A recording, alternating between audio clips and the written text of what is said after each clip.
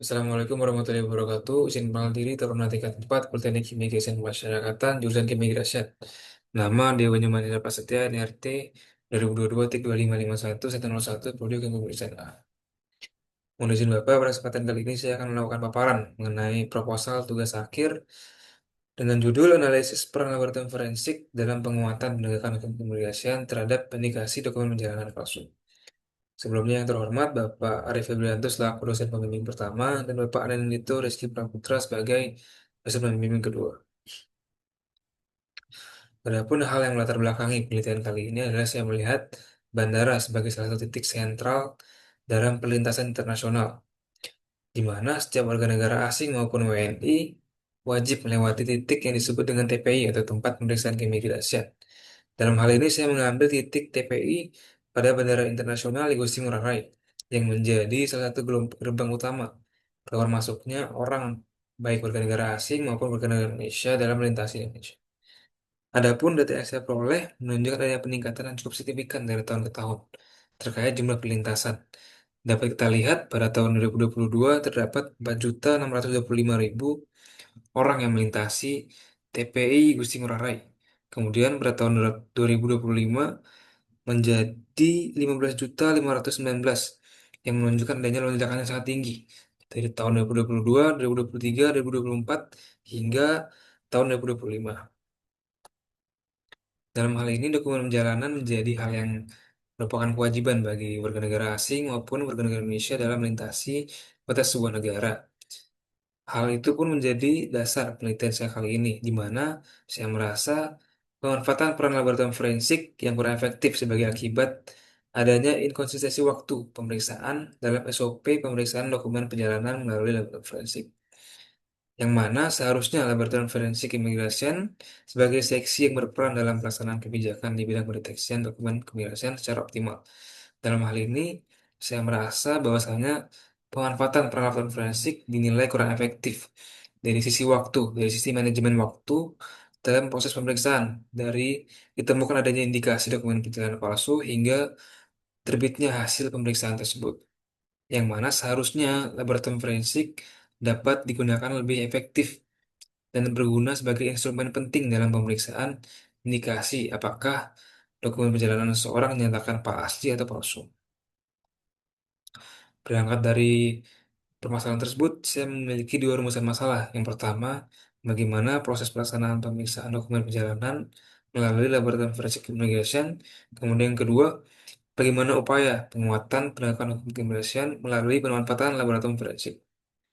Dari kedua rumusan masalah tersebut, saya memiliki dua tujuan penelitian. Yang pertama, untuk menganalisis proses pelaksanaan pemeriksaan dokumen perjalanan keimigrasian oleh laboratorium forensik, serta mengkaji kaitannya dalam penguatan penegakan hukum keimigrasian. Kemudian tujuan yang kedua adalah untuk menganalisis upaya yang dapat berperan dalam meningkatkan penegakan hukum keimigrasian melalui proses pemeriksaan pada laboratorium forensik keimigrasian. Adapun dari manfaat penelitian terbagi menjadi dua, yakni manfaat teoritis dan manfaat praktis. Dari manfaat teoritis, diharapkan hasil dari penelitian tersebut dapat digunakan sebagai referensi dan pengetahuan dalam pengembangan pada bidang keimigrasian, serta diharapkan dapat menjadi masukan dan saran pada bidang keimigrasian yang bertujuan untuk menguatkan penegakan keimigrasian melalui peran dari laboratorium forensik keimigrasian.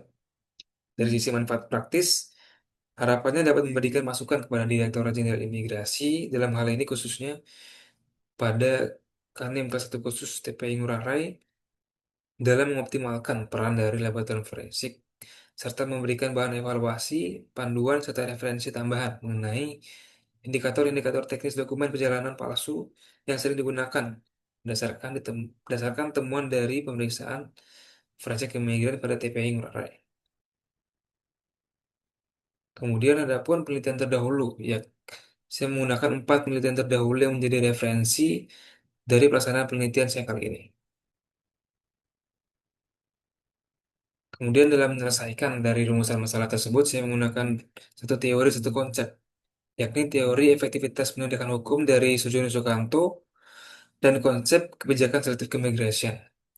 Berdasarnya, Sujono Sukanto mendefinisikan bahwasanya sebuah yurisdiksi dapat dikategorikan sebagai hukum yang efektif apabila di dalamnya terdapat hukum yang mampu mencapai tujuannya. Pada konsep kebijakan selective immigration dinyatakan bahwasanya hanya orang asing bermanfaat, orang asing yang wajib yang menaati peraturan, orang asing yang tidak membahayakan, dan orang asing yang masuk dan berada di wilayah Indonesia dan wajib beraktivitas sesuai tujuan yang dapat diberikan masuk kepada wilayah Indonesia. Untuk landasan teori dan konsep yang saya gunakan akan dijelaskan pada kerangka berpikir selanjutnya.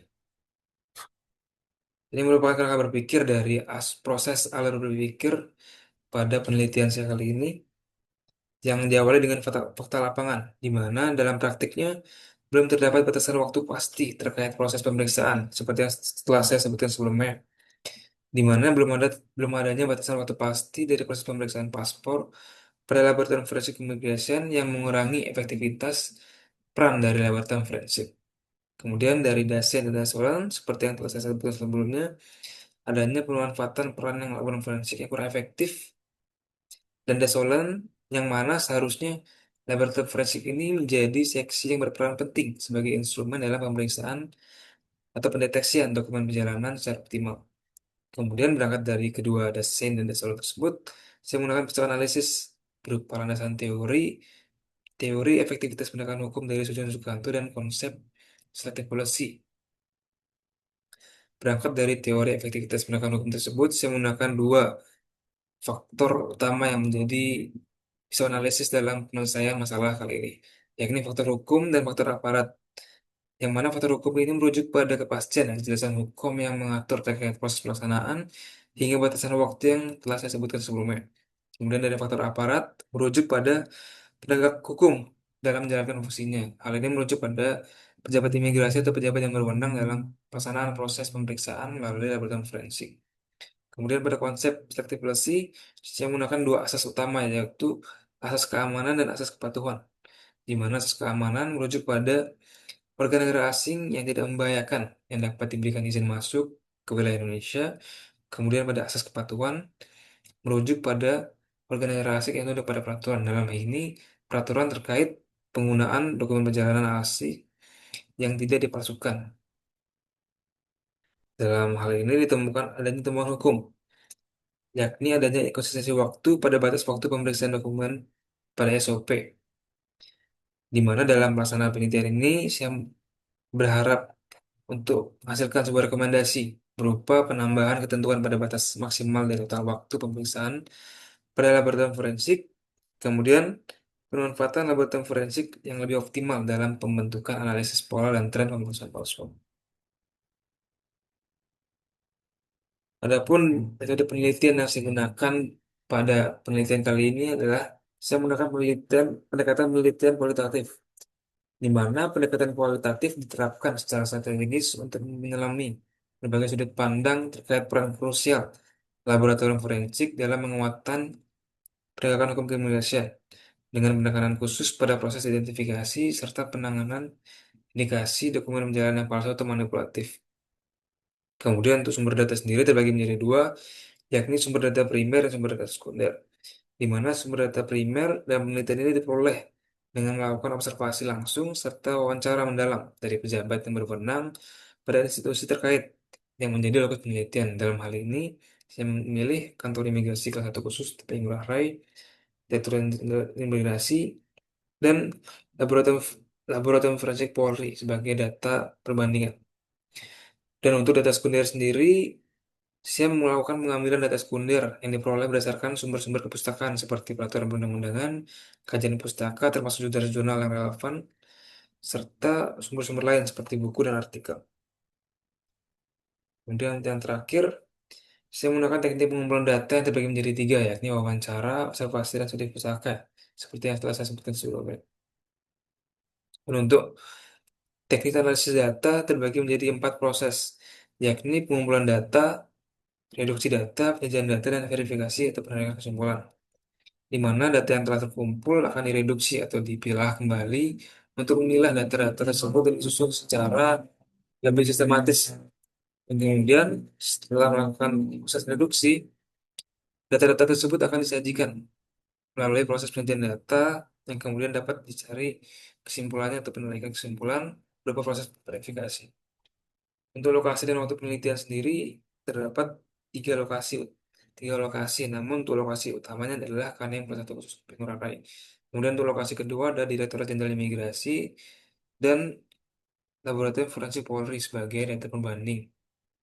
Untuk waktu penelitian akan dilaksanakan pada bulan Juli hingga Agustus tahun 2020. Terakhir, Yubi Societas, Ibius, di mana ada masyarakat, di situ ada hukum. Sekian dapat saya sampaikan terkait paparan mengenai proposal tugas akhir yang telah saya sampaikan sebelumnya. Kurang lebih saya minta maaf. Saya tutup dengan salam. Wassalamualaikum warahmatullahi wabarakatuh.